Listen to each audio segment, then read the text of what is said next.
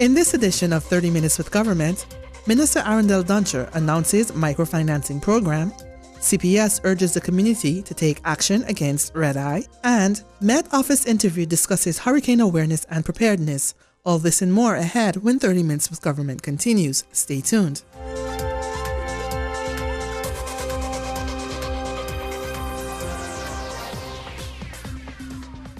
Minister of Tourism, Economic Affairs, Traffic and Telecommunication, Melissa Arundel Duncher, and the team of the Department of Economy, Transportation and Telecommunication, ETT, announced that they are preparing a major rollout of the Credits microfinancing program to support small business development through small business loans. Credits is one of two initiatives that the minister will launch to stimulate micro, small, and medium enterprises. Melissa Arundel Duncher stressed that the empowerment of St. Martin's SMEs, especially considering that these enterprises account for 80% of all businesses on the island, is extremely important for the future of the country. The access to microfinancing, she added, is an issue that young entrepreneurs has called for and that government has recognized that it must facilitate. The minister says that small businesses may be a little underappreciated by the general population and that they may not generate as much money as large companies, but they are a critical component of and major contributor to the strength of our economy. Small businesses present new employment opportunities and serve as our building blocks. Most importantly, small businesses also help stimulate economic growth by providing employment opportunities and attract talent who invest new products or implement new solutions for existing challenges, she added. Credits, a foundation in Holland, in existence since 2009, offers unsecured micro and small business loans to qualified individuals while the risk is carried by Credits. An amount of about 250 million euros has been made available for SMEs on St. Martin. According to Lucy Gibbs, department head of ETT, Credits has the advantage of creating employment through job creation and increased revenue collection by government. The necessary preparations for Credits, which includes the setup of a front office with 2 local loan officers, is already underway. The program will run as a 2-year pilot. Further discussions will also take place on how to implement the aspects of entrepreneurship in the school curriculums. In February, Lucy Gibbs, as well as Credits CEO Elwin Groeneveld, were guests of the Department of Communication program Inside Government, where they went into detail on how this new initiative would work. Well, government's role, we're here to facilitate as much as possible. So we want to make the part as easy as possible for small businesses. I said small businesses are the foundation of our economy. It's 80% of the number of businesses on the island. So government is involved. Government has made a commitment to the program via a one-time subsidy and possibly a yearly subsidy also. But this gives us access, all our local business, to a pool of, as he mentioned, about 250 million euro, having access there. And what's the great thing about Credits that I like, it's a non-profit. So it's not about making profit. So their philosophy is quite different than a commercial bank. It's really about empowering and strengthening businesses because we have to recognize that it's almost like it takes a village and we are as strong as our weakest link. So if we have a strong business community, then we have a strong economic base, and it also provides jobs. And it also increases government revenues. Mr. Groeneveld gave me a perfect example of a business that was a recipient of one of the microcredits loans in Bonnier, and they have already opened a branch on St. Martin. So what does it do? It already created employment in Bonnier, it created employment on St. Martin. It also created another revenue stream for someone else because they rented a facility that was otherwise empty, which also turns into tax revenues for our government. Of course, that's not the primary objective, but that's a spin-off of it. Yeah, because when doing the research on the microfinancing, one of the key things that you get right off the bat when you just simply Google search the term is the vision of what it helps solves, which is alleviation of poverty, lifting people out of poverty. So, and this is the focus of the United Nations at this time with regard to their sustainable development goals. So this plays a major role in that area. Let's back up and take a look through your eyes, Lucy, in regard to the current state of our economy, thus needing microfinancing and helping in that scenario. Where are we right now? Well, definitely, microfinancing does play a role in strengthening our economy. St. Martin, over years, we have been hit the same way much of the Caribbean has been affected by the financial crisis back in 2008. We have done fairly well thus far into coming out of that situation. And I think this is just another step in propelling us forward, definitely. Mr. Kronenveld, how can one get involved they might hear this program and quickly want to respond. What can someone on St. Martin do now to take advantage of what credits has to offer? We need some time in order to set up the whole operational work here on St. Martin. I think it will take about 6 months before we can start. We need to do some regulation and housing. We need some people here from the field on St. Martin. Because I think we will start actually in the 1st of September this year. So it will take some months. But on the other hand, you can also go to the website of Aruba and download our templates there and prepare yourself for starting up your own business. So you don't have to wait until we are operational here on St. Martin. We have a lot of websites in the region. We have templates in different languages, so you can prepare yourself. And we will start in the 1st of September, and then we go ahead, and you can apply for a loan via the website.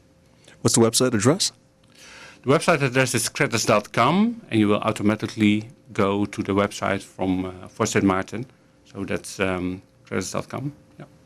The Public Service Center Department, Simpson Bay Branch, would like to inform the general public that they will be opened on Saturdays, August 26th and September 2nd, 2017, between the hours of 9 a.m. and 12 noon, solely for the use of issuing driver's licenses and ID cards.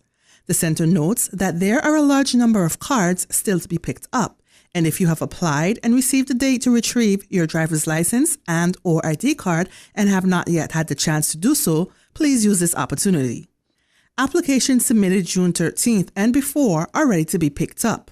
To avoid an unnecessary inconvenience, applicants are reminded that they are required to provide their payment receipt and expired ID or driver's license card before the new one can be issued.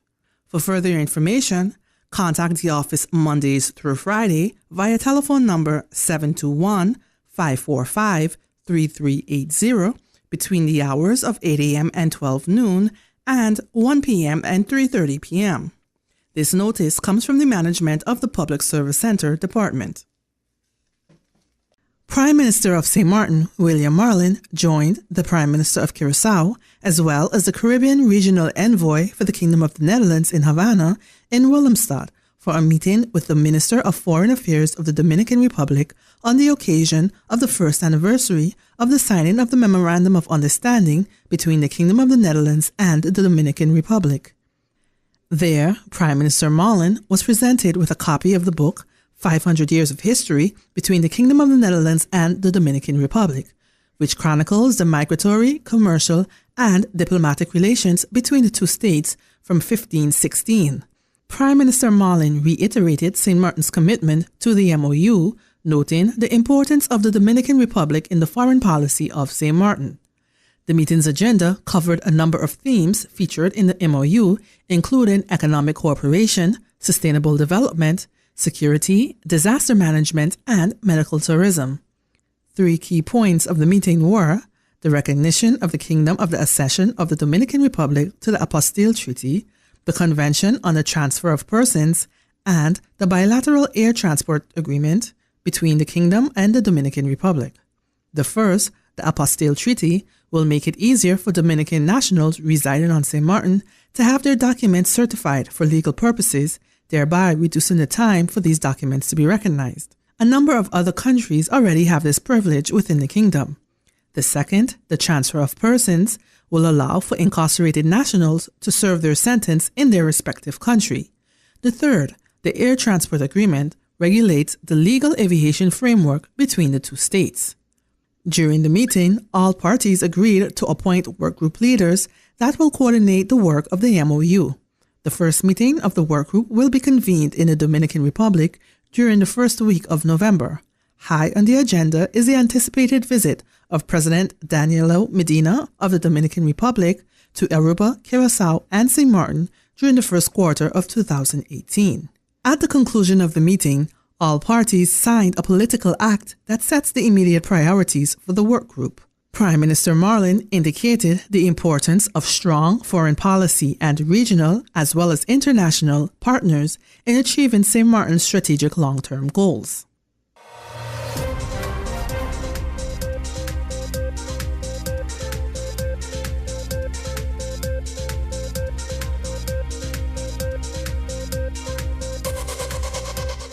(2017) Atlantic hurricane season storm names: Arlene, Brett, Cindy, Dawn, Emily, Franklin, Gert, Harvey, Irma, Jose, Katia, Lee, Maria, Nate, Ophelia, Felipe, Rena, Sean, Tammy, Vince, Whitney. The season officially begins on June 1st and will end on November 30th. Be prepared. Remember, it only takes one to make it a bad hurricane season. We invite you to join us for our next edition of Inside Government, where Cedric Peterson speaks to meteorologists Joseph Isaac and Cheryl LeBlanc, an insight into weather. Tune in September 1st to 7th on this channel.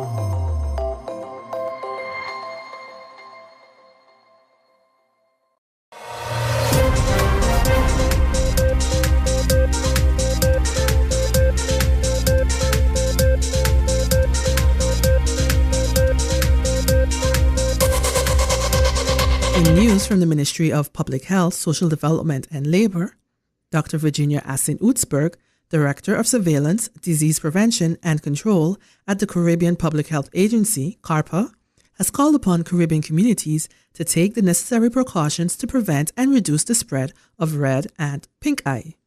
CARPA continues to monitor the situation within the region after a number of Caribbean islands reported outbreaks of red or pink eye, also known as conjunctivitis. St. Martin's Collection Prevention Services, CPS, echoes the call of CARPA for continued prevention measures by citizens of the community. Several months ago, CPS contacted family doctors about notifying the CPS surveillance system if they came across cases of conjunctivitis.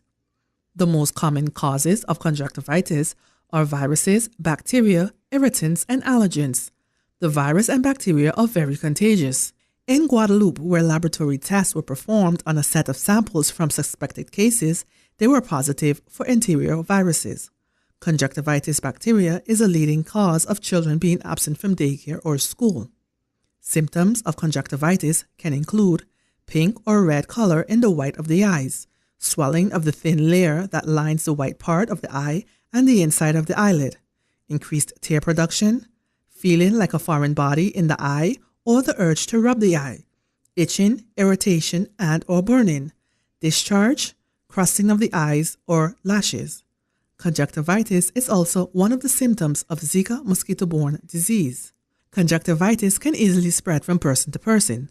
You can greatly reduce the risk of getting conjunctivitis or spreading it to someone else by following some simple good hygiene steps.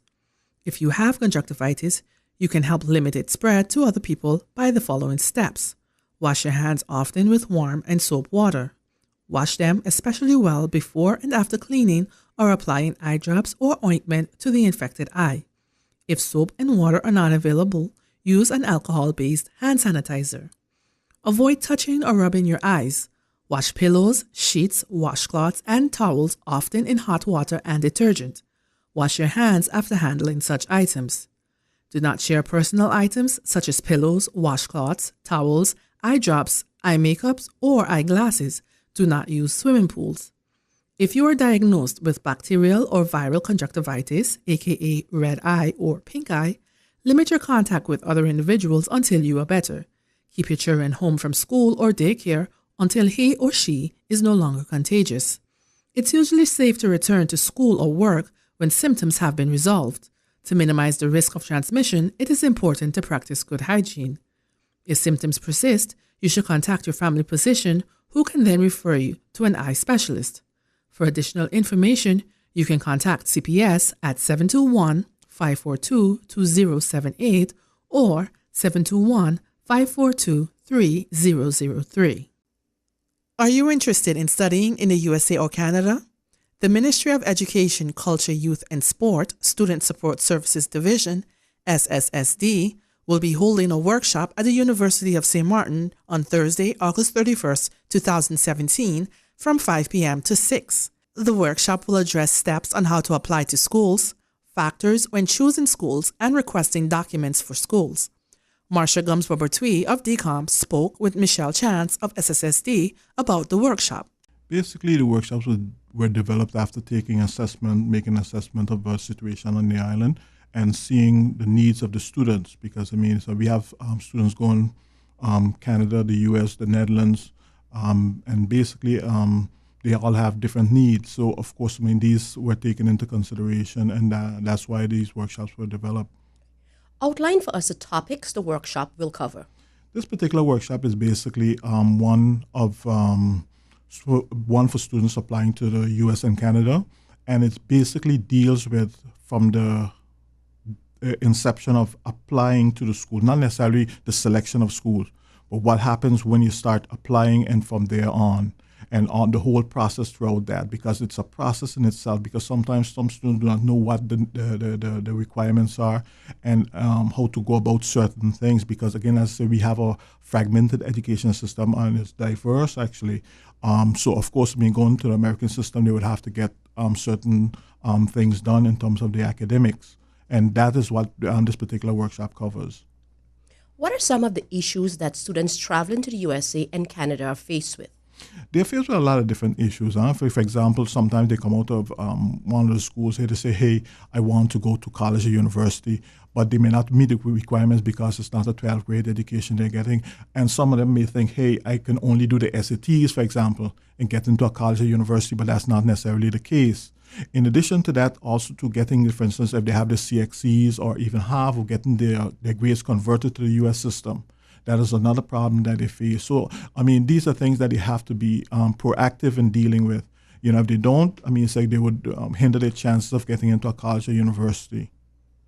Student support services have held a number of informative workshops over the years. How have our students related to the information that was presented to them? These workshops are accepted fairly well, because just recently we had over 80 people attending one of the workshops. That workshop was basically choosing a career study. But the workshop that applying to schools in the US and Canada, we have had a shift over the years where more students are going back to the US and Canada. So of course, the information is needed, and they come to these workshops looking for information. And I hope they leave with the information that they're seeking too. Is the workshop only for study financing applicants, or is it open to all college-bound students? It is open to all college-bound students, because we have students at different times, at different stages in their lives, because some of them may decide to work before they go to school. Some may just out of high school, they say, hey, I want to go off to college. So of course, they have people at different stages in their lives. And of course, it's like, you know how it is in terms of applicants for study financing. Of course, it's like they have priority in terms of when they come, and of course, it's like getting served, And the workshops, is it mandatory for study financing applicants? We had complete different division in study financing. Study financing, of course, means that we organize these workshops for every student. Even if you decide, well, hey, I'm up too old for that, I still want to go back to college, you can come to these workshops and get the information. So that's the different position that we take in terms of that. And can you provide us with the location, date, and time of the workshop? Well, this workshop is applying to schools in the USA and Canada. It's going to be held on August 31st at the university from 5 p.m. to 6 p.m. And in addition to this workshop, we also have one on September 7th, which is for people applying to schools in the Netherlands. And that's going to be held at SSD's office. And of course, the times will be given later on. For students who are not able to attend the workshop, how can they be provided with the information? Students can always come to our offices. We are located across from the police station, next to Windward Island Bank, upstairs the Gatsby's, and we are open from 8 to 5. And they can always come in and make an appointment, and we'll give them whatever information they need or whatever assistance we can give rendered to them. Thank you, Mr. Chance, for sharing this information with us. Okay. It's the peak of the hurricane season, and the question is, how prepared are you? DCOM Cedric Peterson had a sit-down with representatives of the Met Department St. Martin in the latest edition of Inside Government. Here's Cedric Peterson with the details. We're in the peak of the hurricane season, and the Department of Communication held its annual interview with the Met Department St. Martin to strengthen our awareness and preparedness.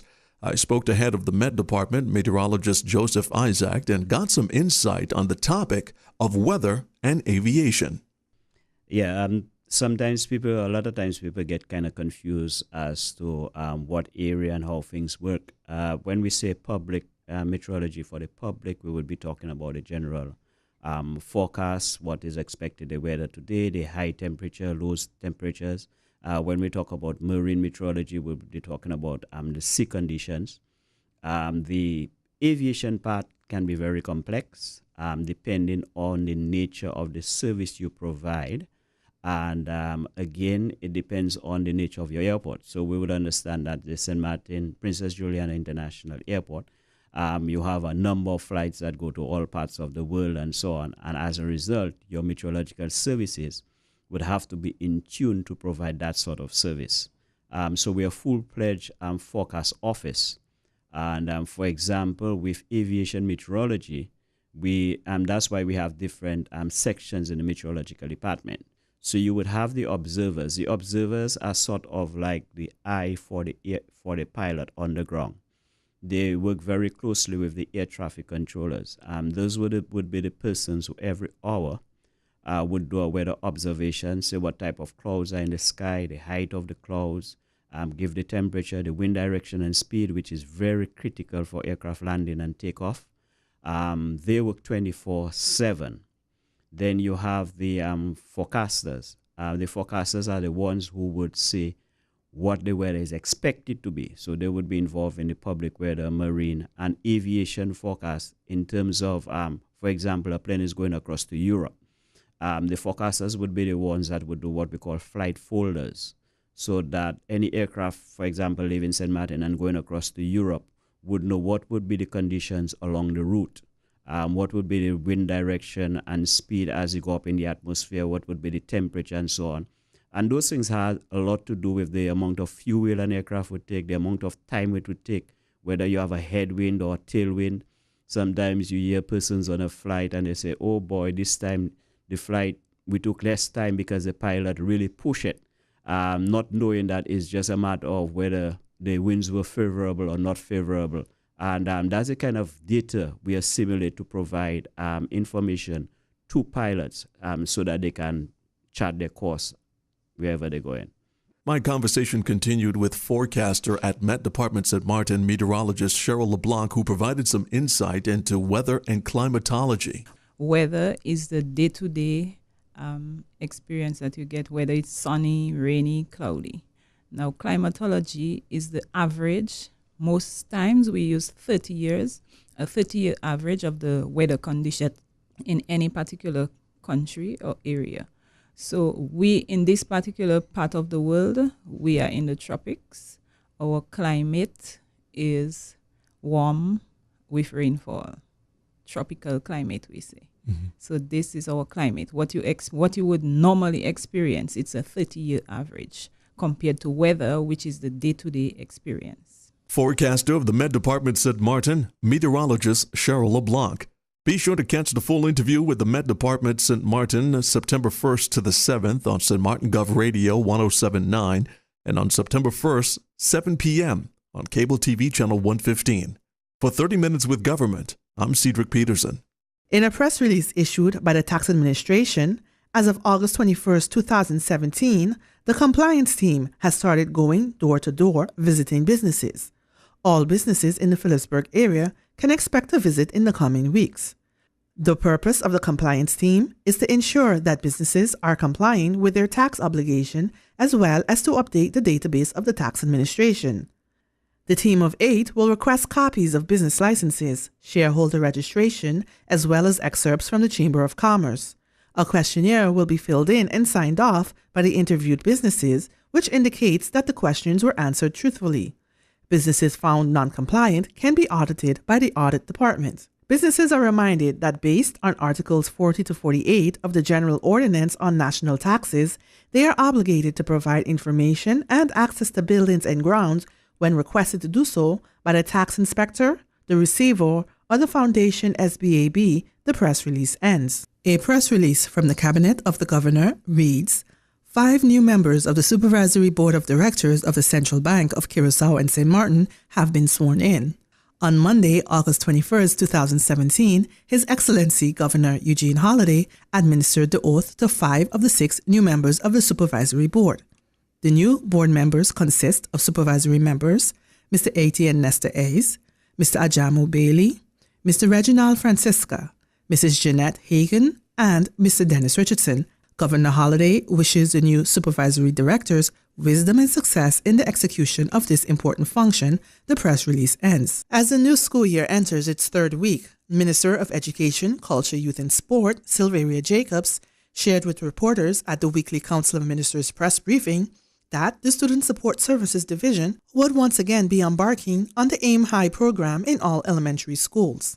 The Student Support Services Division, in its quest to continue its services that it renders in the new school year to students, parents, and the schools themselves, they are embarking on the 2017 AIM High project.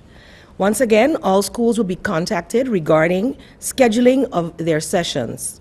The project, now in its 3rd year, involves SSSDs, career guidance counselors, conducting sessions with the Group 8 or Grade 6 students of all the elementary schools.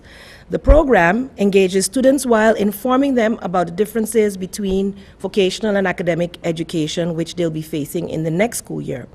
The importance of staying in school and having academic and professional goals from a very young age.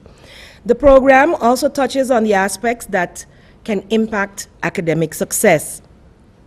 The information is designed to encourage students towards better academic performance while also reaching students before they sit their final FBE exit exams.